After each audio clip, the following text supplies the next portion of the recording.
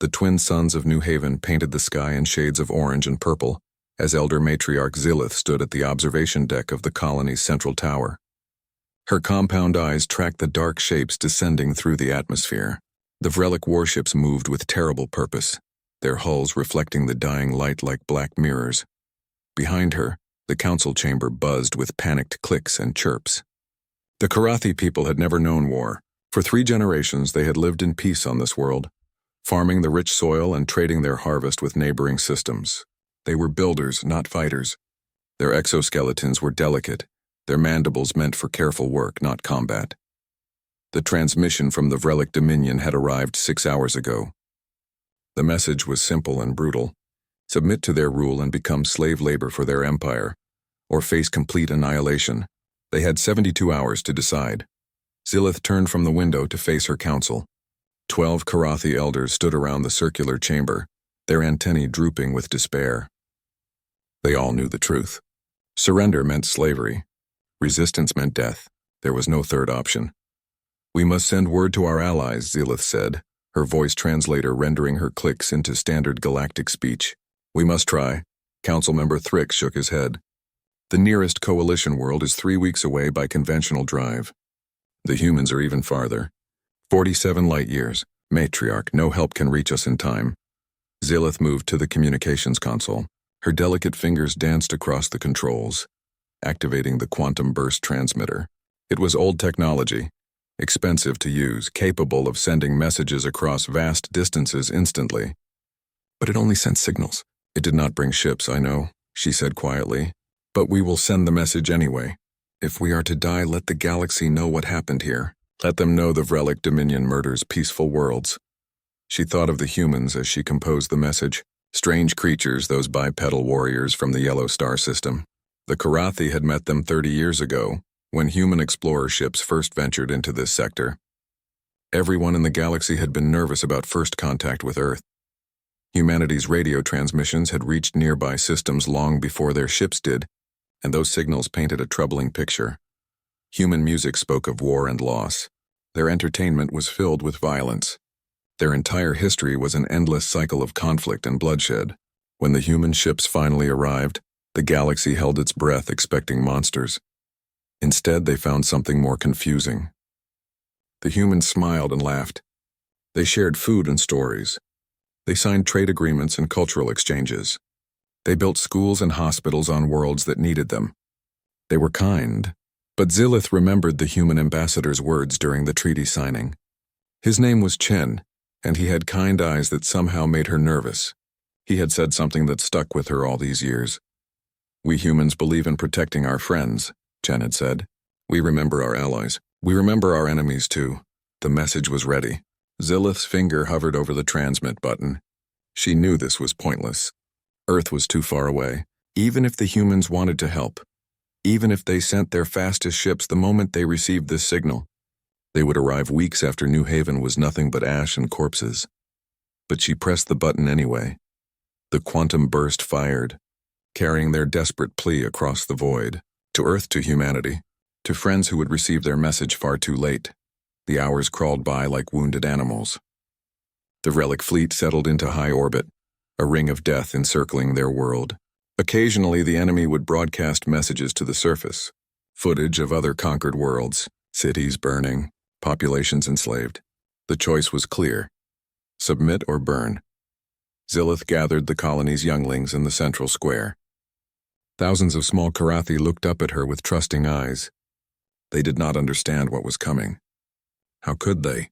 They had only known peace, she tried to explain. There are bad people in the sky. They want to hurt us. But we will be brave. We will stay together. Hour 48 arrived. The Vrelic commander broadcasted his final warning. His face appeared on every screen across the colony. He was a scaled creature with cold eyes. Your time is running out, insects, the commander said. Submit now or we begin bombardment. Your choice. Zilith looked at her people. She looked at the younglings. She made her choice. We will not submit, she transmitted back. We will die free. The Vrelic commander laughed. The transmission ended. Hour 71 came. The colony gathered in the central chamber, the largest structure on New Haven. If they were to die, they would die together. Zilith held her granddaughter close, feeling the young one's heartbeat against her chest. The Vrelic weapons powered up. Zilith could feel it through the ground, a deep thrumming that spoke of incoming death. She closed her eyes, then the sky changed. It was not the light of orbital bombardment. It was something else, something impossible. Great tears appeared in space itself, ripping open like wounds in reality. Through these tears, ships emerged, massive vessels that looked nothing like the sleek Vrelic warships. These were brutal, functional, covered in weapons and armor. 12 ships. Just 12. The communications console crackled to life. A voice spoke in perfect Karathi with a strange accent that Zilith recognized immediately. Human. New Haven. This is Terran Expeditionary Force designation Broken Arrow. Task Force Commander Chen speaking. We received your message 71 hours ago. We are here now. Stay in shelter. We will handle this. Zilith's legs nearly gave out. Her antennae trembled. Impossible. Earth was 47 light-years away. 71 hours ago, they sent the message. That meant the humans had crossed that distance in less than 3 days. That was impossible. Physics did not allow it, but the ships were there hanging in space above them, and she recognized the name. Chen, the same human who had signed the treaty 30 years ago. The one with the kind eyes and the promise. Humanity had come. Against all logic, against all possibility, they had come. And the Vrelic Dominion was about to learn what happened when you hurt humanity's friends. The wait had been torture. Zilith remembered every minute of those 71 hours between sending the distress signal and the moment the sky tore open. She remembered because she thought they would be her last. 24 hours after the Vrelic ultimatum, the enemy commander had broadcast another message. This time he showed them recordings. Cities on other worlds burning under orbital fire. Populations herded into labor camps. Children separated from parents. The Vrelic Dominion did not believe in mercy. They believed in examples. Zilith had watched the footage with her council. One elder, Morven, had clicked in despair. Perhaps we should reconsider. At least some of us would survive as slaves. The younglings could live. But Zilith had seen too much. She knew what slavery meant. A slow death of the spirit. Our children deserve better than chains, she had said. We all do. That night she had trouble sleeping. Her mind kept returning to the humans. She remembered the first time she met them 3 decades ago. The human delegation had arrived in a ship called the Pathfinder. When they stepped out onto New Haven's landing platform, the Karathi had not known what to expect. Humans were strange to look at. Soft skin instead of exoskeletons, 2 eyes instead of compound vision. They stood upright on 2 legs, tall and oddly graceful. But it was their behavior that unsettled everyone. They smiled constantly, showing teeth. In many species, baring teeth was a threat display, but humans did it when they were happy. They touched each other frequently, patting shoulders and shaking hands. They made loud noises that turned out to be laughter. Ambassador Chen had been their leader. He spoke with passion about friendship between species, about cooperation and mutual benefit. He brought gifts, medical supplies, agricultural technology. He asked for nothing in return except permission to establish an embassy. The Karathi had accepted cautiously. Over the years, the humans proved to be good neighbors. They traded fairly. They helped build infrastructure. They taught the Karathi new farming techniques that doubled crop yields. They were exactly what they claimed to be, friends. But Zilith had always sensed something beneath the surface. The humans were too good at violence for a peaceful people. Their art celebrated warriors. Their children played games of war. Their history books were filled with battles and empires and revolutions. Once she had asked Chen about it. They were watching a human film together. Something called a Western. Men with weapons fought and died on a desert world. Why do your people love violence so much? She had asked. Your stories are all about killing and death. Chen had smiled, but it was a sad smile. We do not love violence, Zilith. We understand it. We are very good at it because we have had to be.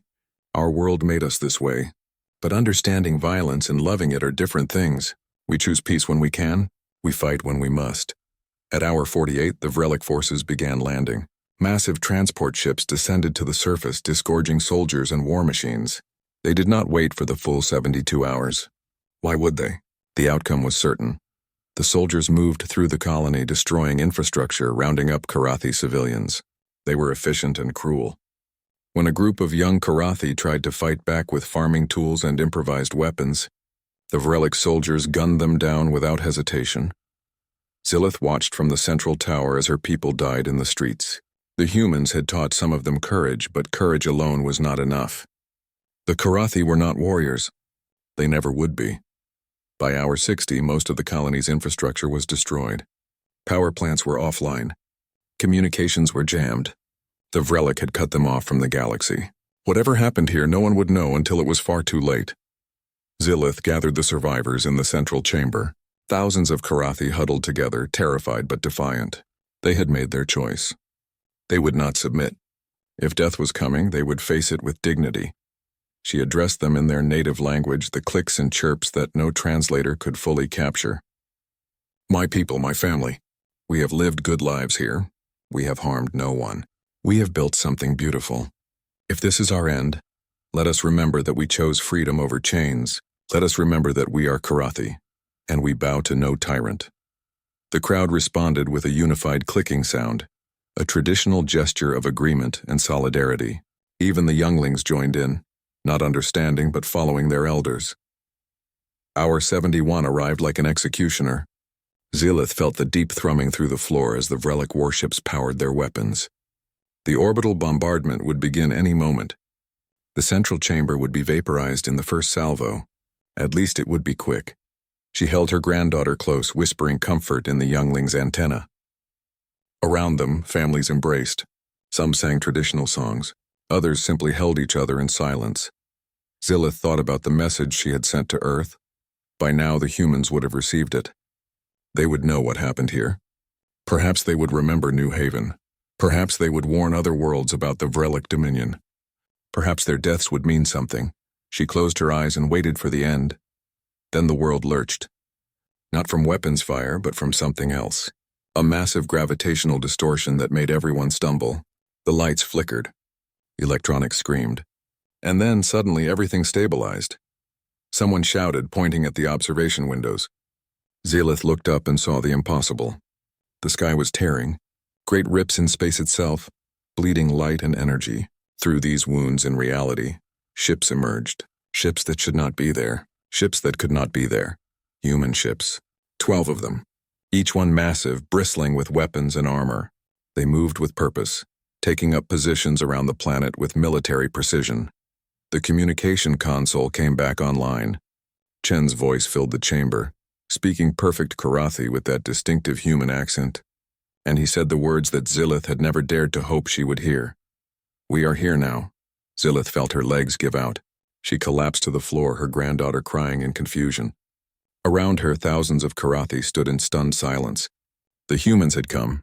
Against all possibility, against the laws of physics themselves, humanity had crossed 47 light years in 71 hours. They had ripped holes in space itself to get here. They had broken reality because their friends called for help. And now, hanging in orbit above New Haven, 12 human warships faced down the entire Vrelic armada. 12 ships against over 200. The humans were outnumbered, outgunned, facing an empire that had conquered dozens of worlds. But as Zilith watched the ships position themselves, as she saw the way they moved with cold efficiency, she realized something. She finally understood what Chen had meant all those years ago. The humans did not love violence, but they were very, very good at it, and they had come here to fight. The Vrelic Dominion fleet hung in orbit like a swarm of predators circling wounded prey. Over 200 warships, each one a testament to an empire built on conquest and cruelty. They had crushed dozens of civilizations. They had burned worlds.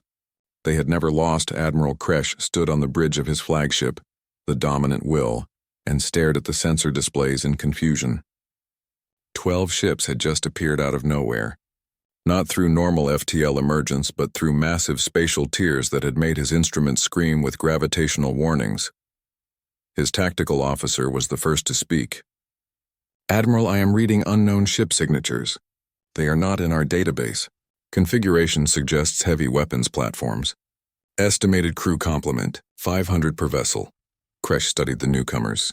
They were ugly ships built for function rather than form. Thick armor plating covered every surface. Weapons batteries bristled from multiple hardpoints. These were not explorer vessels or merchant ships. These were warships, pure and simple, but only 12 of them. Identify them, he ordered. Find out who is foolish enough to interfere with the Dominion. The communications officer worked her console. After a moment, she looked up with surprise. Admiral, they are broadcasting identification codes. They claim to be from a world called Earth, species designation, human. Kresh searched his memory. Humans. He had heard that name before. Some minor species on the far edge of civilized space. Primitives who had only achieved FTL travel a few decades ago. Humans here? How did they cross that distance so quickly? The tactical officer shook her head. Unknown, sir. The spatial distortions they created suggest some kind of forced wormhole technology. Extremely dangerous. The energy readings were off our scales. Kresh felt a moment of unease. A species that could tear holes in space was not to be taken lightly. But still, 12 ships against his armada? It was suicide. Perhaps these humans did not understand the situation. He opened a channel. Unknown vessels, this is Admiral Kresh of the Vrelic Dominion. You are interfering in Dominion business. This world is now property of the Empire. Leave immediately or be destroyed. The response came quickly in perfect Vrelic. The voice was calm, almost casual. Admiral Kresh, this is Task Force Commander Chen of the Terran Expeditionary Force. New Haven is under the protection of the Terran Alliance. Your forces will withdraw immediately. This is your only warning. Laughter erupted on the bridge of the dominant will. The tactical officers exchanged amused glances. The idea was absurd. 12 ships demanding that 200 withdraw? It was the most ridiculous thing Kresh had heard in years. He decided to give the humans one more chance. Primitive species often did not understand the realities of galactic power. Commander Chen, you clearly do not grasp the situation. You are outnumbered 17-1. Your ships, while impressive, cannot possibly stand against the might of the Dominion fleet. I will give you one opportunity to leave peacefully. After that, we will destroy you. There was a pause. When Chen spoke again, his tone had changed. The casual friendliness was gone, replaced by something cold and hard. Admiral Kresh, let me be very clear. We received a distress call from our allies on New Haven. We crossed 47 light years in 71 hours to get here. We ripped holes in space and damaged our own ships to arrive in time. 6 of my crew members died during the emergency translation. We did all of this because someone threatened our friends. Chen paused, then continued. You have 10 seconds to begin retreat. After that, we will consider your continued presence as a hostile act. I strongly suggest you use those 10 seconds wisely. Kresh felt his anger rise. These humans dared to threaten him? To give him ultimatums? He had conquered entire star systems. He had personally overseen the subjugation of 12 different species. And now some primitive upstart was telling him to retreat? He opened the channel one last time. You want war, humans? Then war you shall have. Your arrogance will be your death. All ships target the human vessels. Open fire! The Vrelic fleet responded instantly. Hundreds of energy weapons fired simultaneously. A coordinated strike designed to overwhelm any defensive systems. Lance beams, plasma torpedoes, and kinetic missiles streaked through space toward the human ships. It was enough firepower to crack a planet. It should have vaporized the human fleet instantly, but the human ships simply sat there, shields shimmering as they absorbed the incoming fire. And not just absorbed it, the sensor readings showed something impossible. The human shields were converting the energy from the Vrelic weapons into power, feeding it back into their own systems. Kresh stared at his displays in disbelief. What? How is this possible? His tactical officer was frantically checking her instruments. Admiral, their shield technology is unlike anything in our database. They are using some kind of energy conversion system. Our weapons are not hurting them. They are making them stronger. Then Chen's voice came over the channel again, colder than the void of space. Your 10 seconds are up, Admiral. You had your chance. All Terran ships, you are weapons free. Rules of engagement, no quarter, no mercy. They hurt our friends. Show them what that costs. The human ships moved, not with the ponderous grace of normal capital ships, but with terrifying speed. They accelerated at rates that should have turned their crews into paste. They spread out across the battlefield with mechanical precision, each one taking up a calculated position. Then they opened fire. The human weapons were not like anything the Vrelic had encountered before. Railguns fired solid projectiles at a significant fraction of light speed. The kinetic energy alone was devastating. Vrelic shields designed to deflect energy weapons might as well have been paper. The first salvo punched through 3 destroyers like they were not even there. But that was just the beginning. The humans deployed missile swarms that used quantum tunneling technology to bypass shields entirely. They launched drones that self-replicated using destroyed enemy ships as raw materials. They fired beam weapons that used principles of physics the Vrelic did not even understand. On the surface of New Haven, Zelith watched through the observation windows as the battle unfolded in orbit. It was not a battle. It was a massacre. The human ships moved through the Vrelic fleet like predators through a herd, destroying everything they touched. She saw explosions blooming in the darkness like deadly flowers. She saw Vrelic ships breaking apart under the relentless human assault. She saw the empire that had threatened her people being torn to pieces, and she finally understood. The humans she had known, the gentle traders and kind ambassadors, they were real. But this was also real. Humanity had 2 faces. One was soft and friendly, offering help and building hospitals. The other was hard and merciless, dealing death with terrifying efficiency. The galaxy had only ever seen the first face. Until now. In orbit, Admiral Kresh watched his fleet die. Ship after ship disappeared from his tactical display. The humans fought with a precision that spoke of thousands of years of warfare. Every shot found its mark. Every maneuver was calculated for maximum efficiency. There was no wasted effort, no mercy, no hesitation. He tried to order a retreat, but the humans had deployed some kind of FTL interdiction field.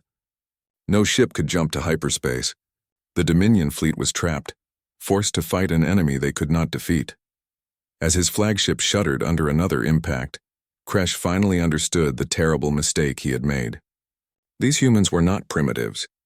They were apex predators who had simply been sleeping, and he had woken them up. The last thing he saw before the dominant will exploded was a human warship bearing down on him, weapons blazing, cold and unstoppable as death itself. The battle raged for 4 hours and 17 minutes. For the Vrelic Dominion fleet, it felt like an eternity.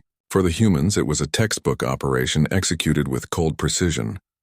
Commander Chen sat in the command chair of the TESS Retribution, watching tactical displays with practiced calm. Around him, his bridge crew worked in efficient silence. Each officer knew their role. Each action was calculated and deliberate. This was not the first time humanity had gone to war. His tactical officer called out updates in a steady voice. Enemy formation breaking apart. Target priority Alpha through Delta neutralized.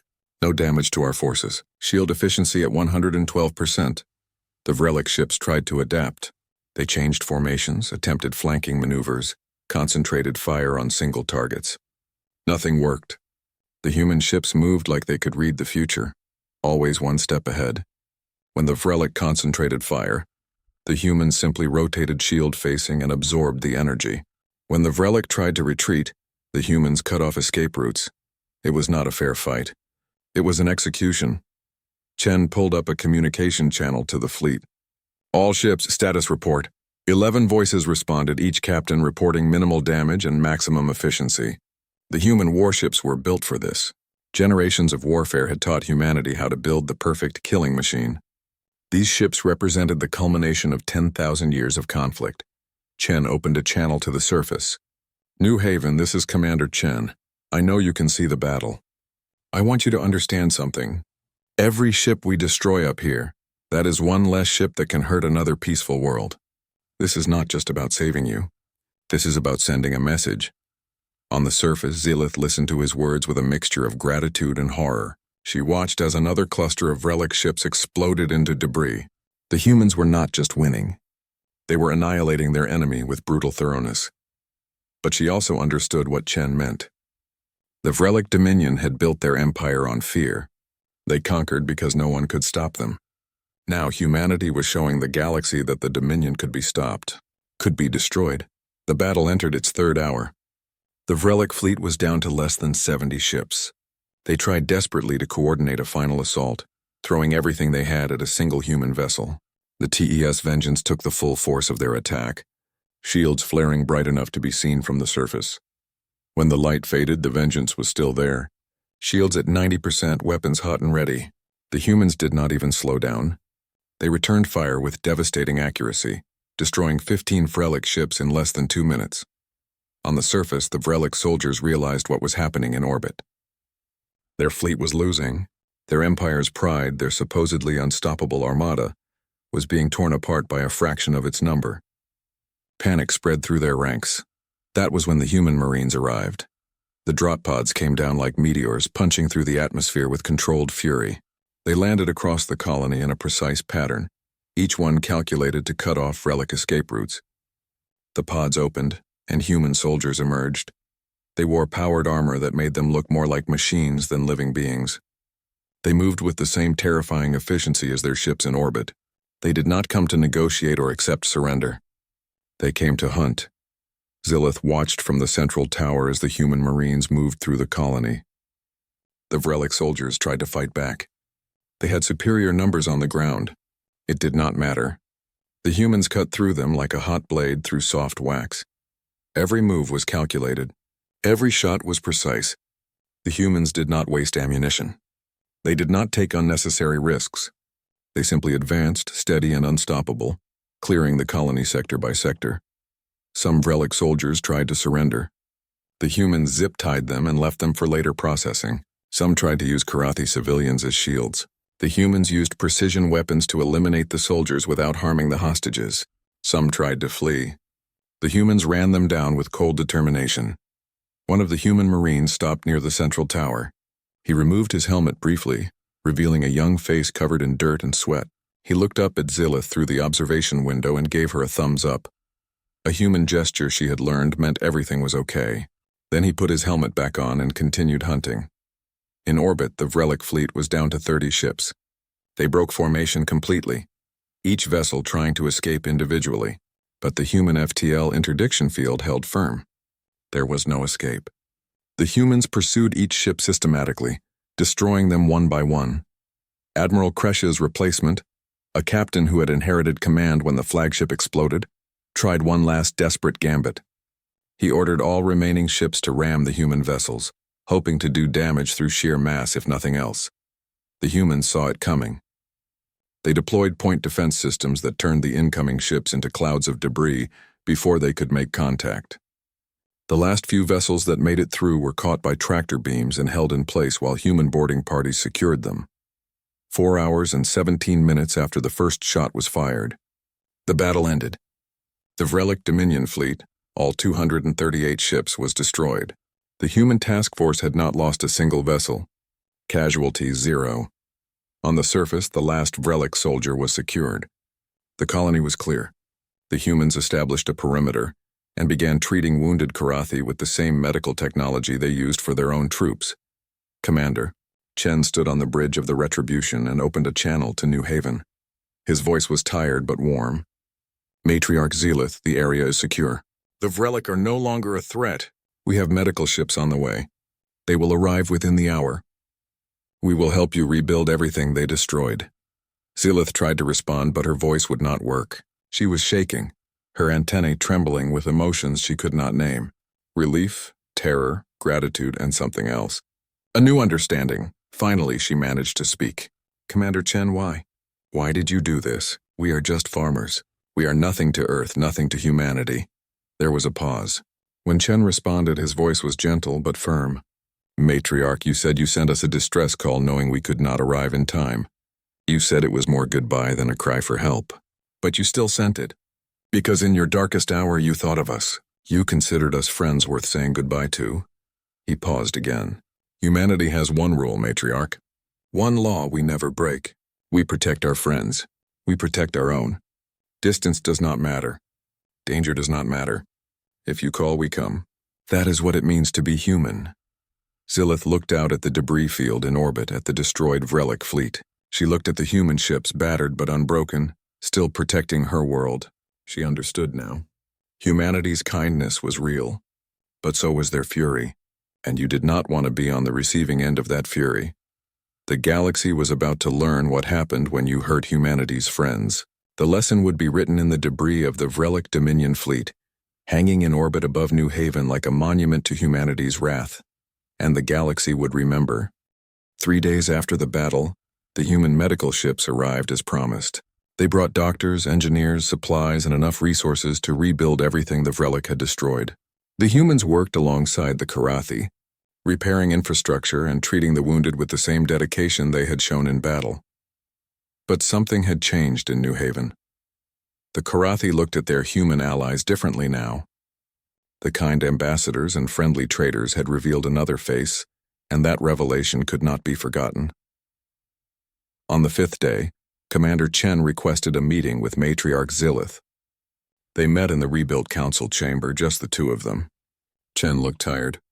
The emergency jump had cost him 6 crew members, and Zilith could see the weight of those deaths in his eyes. She gestured for him to sit. He did, moving slowly. "Commander Chen, I need to ask you something." "And I need the truth," Chen nodded. "Of course. Why did you really come?" "You lost crew members getting here. You damaged your ships. You crossed an impossible distance in an impossible time. We are just farmers. We have nothing to offer Earth. No resources you need. No strategic value. Why risk so much for us?" Chen was quiet for a long moment. Then he smiled. That same warm smile she remembered from 30 years ago. "Matriarch, do you remember the first time we met? Your people were nervous. You had heard our radio broadcasts, our music, our history. You expected monsters." "I remember," Zilith said. "Humanity has a bloody past. We will not deny that. For thousands of years we fought each other. We built empires and tore them down. We invented new ways to kill and die. Our history is written in blood and fire." Chen leaned forward. "But do you know what else we did? We learned. We grew. We realized that our greatest strength was not our ability to destroy, but our ability to protect, to care for those weaker than us, to stand up for those who cannot stand for themselves." He gestured out the window toward the stars. "Every human child learns the same lesson from the time they can understand words. We take care of our own. We protect our friends. We remember who stands with us, and we never abandon them. Not for distance. Not for danger. Not for any reason. 6 crew members died during our jump here," Chen continued, his voice heavy. "Lieutenant Sarah Kim, Engineering Chief Marcus Rodriguez. Navigator David Chen, no relation to me. Medical Officer Jennifer Walsh. Tactical Specialist Ahmad Hassan. And Communications Officer Lisa Park. They knew the jump was dangerous. They knew they might not survive. They volunteered anyway." He met her eyes. "Do you know what Lieutenant Kim said before the jump?" She said they called for help. "That is all I need to know. That is humanity, Matriarch. That is who we are. You called for help. So we came." Zilith felt her antennae droop with emotion. She understood now. It was not about resources or strategy. It was about something deeper. Something that made humanity both beautiful and terrifying. News of the Battle of New Haven spread across the galaxy faster than any ship could travel. The quantum communication networks carried the story to every civilized world. The peaceful Karathi colony, the Vrelic Dominion fleet, and the 12 human warships that destroyed an armada. The Galactic Coalition, the loose alliance of peaceful species that governed most of known space, held an emergency session. Representatives from 100 worlds gathered to discuss the implications. Humanity had revealed technology that defied known physics, weapons that turned enemy firepower into energy, the ability to cross dozens of light years in hours. Some species were afraid. They called for restrictions on human military expansion. They wanted treaties limiting human weapons development. They saw humanity as a potential threat. Other species were more pragmatic. The Vrelic Dominion had been a plague on the galaxy for decades. No one had been able to stop them. Until now, humanity had done what the entire coalition could not do. They had destroyed a threat that everyone feared. But the message was clear. Humanity was not to be trifled with. The gentle traders who built hospitals and signed peace treaties were also capable of crossing impossible distances to rain destruction on their enemies. They were peaceful by choice, not by necessity. Earth's ambassador to the coalition addressed the assembly. She was a small woman with gray hair and kind eyes. She spoke in a soft voice that somehow carried to every corner of the chamber. "Fellow representatives, I understand your concerns. I understand your fears. Humanity is capable of great destruction. We do not deny this. Our history proves it.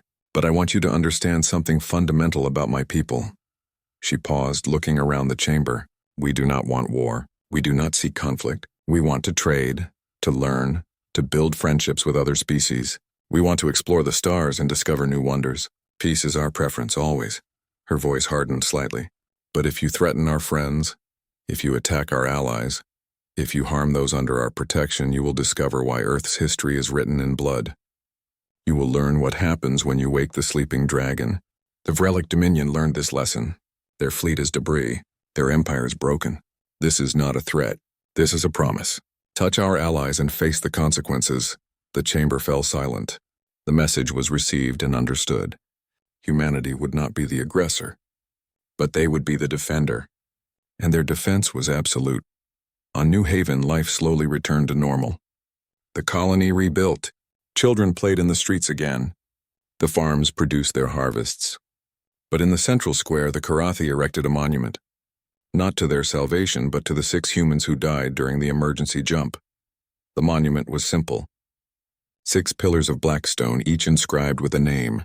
Lieutenant Sarah Kim, Engineering Chief Marcus Rodriguez, Navigator David Chen, Medical Officer Jennifer Walsh, Tactical Specialist Ahmad Hassan, Communications Officer Lisa Park. Under their names, one phrase in both human and Karathi languages. They came when we called. Years passed. New Haven grew and prospered. Human families moved to the colony, living alongside the Karathi. Children of both species played together, learned together, grew up as friends. The fear faded, replaced by trust built on shared experience. Zilith lived to see her great-grandchildren born. She watched them play with human children in the same streets where Vrelic soldiers had once marched. She watched as the 2 species learned from each other, building something new together. The galaxy changed. Species that had once expanded through conquest reconsidered their strategies. The Vrelic Dominion collapsed completely, its remaining worlds breaking free and forming peaceful governments. Other aggressive empires looked at the debris field still orbiting New Haven and decided that perhaps diplomacy was a better option. Humanity gained a reputation. They were the species you wanted as friends and never as enemies. Trade with Earth flourished. Cultural exchanges multiplied. Human embassies appeared on 100 worlds, and everywhere they went, humans made the same promise. We will be your friends if you let us, and we will protect our friends always. Peace spread through the galaxy, not because everyone suddenly became enlightened, but because everyone learned a simple truth. Aggression had consequences. Humanity had drawn a line in the stars. Cross it at your peril. Commander Chen, now Admiral Chen, visited New Haven one last time before his retirement. He was old, his hair white, his face lined with age, but his eyes were still kind. Zilith met him at the spaceport, her own exoskeleton showing signs of age. They walked through the colony together, 2 old friends remembering. "Do you ever regret it?" Zilith asked. "The cost?" "The lives lost?" Chen watched a group of children playing. Human and Karathi together. Never. Those 6 gave their lives so that these children could play together, so that you could live free, so that the galaxy could learn that evil has consequences. That is not a trait I regret. He turned to her. We humans have a saying, matriarch. All it takes for evil to triumph is for good people to do nothing. We chose to do something, and the galaxy is better for it. Zilith clicked in agreement. The galaxy had learned. Humanity protected its friends. Humanity kept its promises. And most importantly, humanity did not start fights, but they always finished them. The debris field orbiting New Haven remained for generations, a monument and a warning. Other species passed by and saw the wreckage of the Vrelic fleet. They read the inscription on the memorial in the central square. They learned the story of the 12 ships that crossed the impossible distance, and they remembered. The galaxy remembered. Humanity was peaceful. Humanity was kind. Humanity built hospitals and schools and bridges between species. But humanity was also the species that tore holes in space to save their friends, the species that converted enemy weapons into power, the species that destroyed an armada with 12 ships. Humanity was the sleeping dragon, and as long as you did not wake it, as long as you did not threaten its friends, it would remain asleep, peaceful, kind, generous. But wake it, and humanity's wrath would burn across the stars. The galaxy had learned this lesson. The galaxy would not forget.